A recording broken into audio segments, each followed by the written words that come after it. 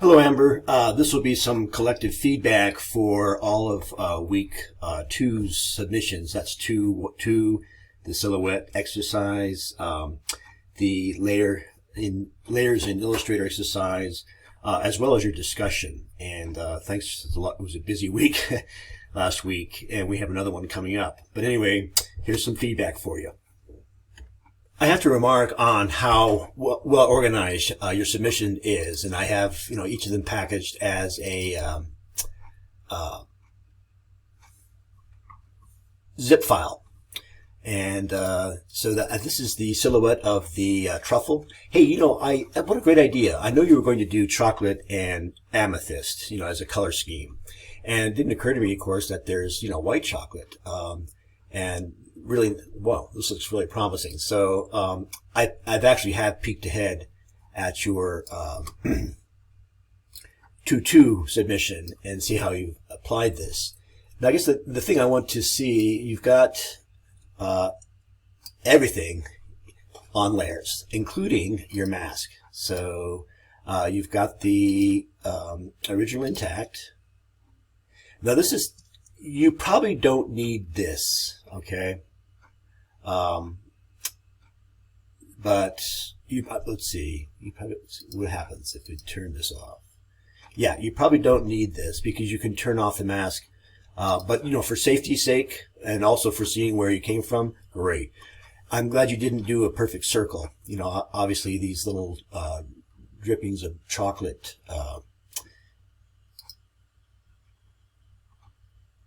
that wouldn't do justice to it. So that's great. And I'm curious about the resolution, image size. Yeah, wow, perfect. So it looks like you'll be able to composite it into a similarly resolved sized image. Very nice. Here's your page composition, and also nicely packaged. And I guess this is, let me open up the PDF first. I'm curious to see what that is. Is that image credits? Oh, no, I see. Okay. Or is this a documentation of your process? Oh, I see. No, you save the composited file as a PDF, as suggested. Sorry, I'm just getting into gear here. And the Illustrator file, I would expect to see these things on their layers, separate layers.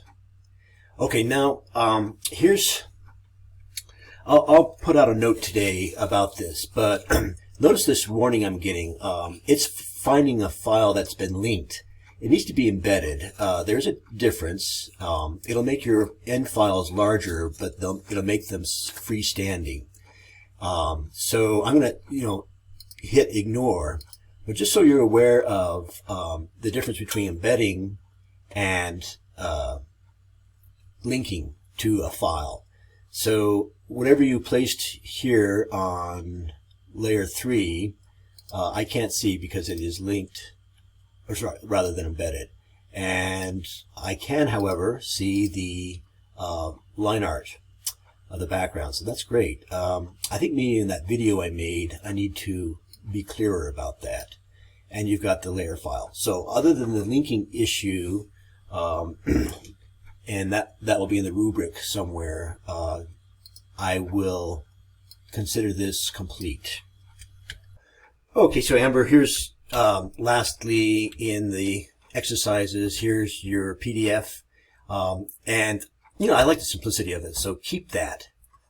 It's so abstract, it's almost looks like a moon sometimes, and it's evocative. It's very Japanese in a way, and you can take a look at Japanese graphic designers of the 60s and 70s, maybe to get take a look at the Tokyo Olympics programs done, I think sometime in the early 60s.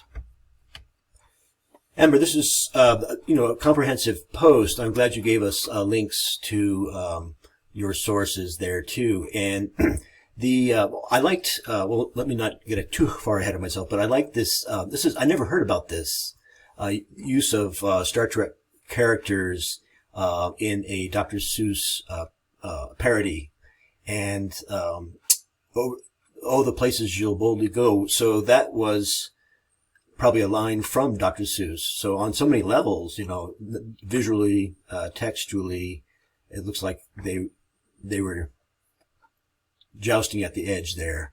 And I agree. I think maybe I would side with Seuss Enterprises also. There's a lot of things about Koontz that disturb me, most of which center on who actually does his work.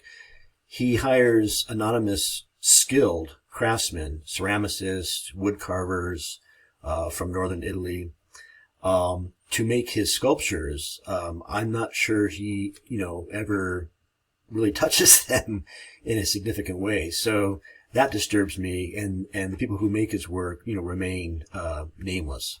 That's the primary thing about Koontz. Anyway, all 3 submissions great, and I look forward to seeing how your ads shape up.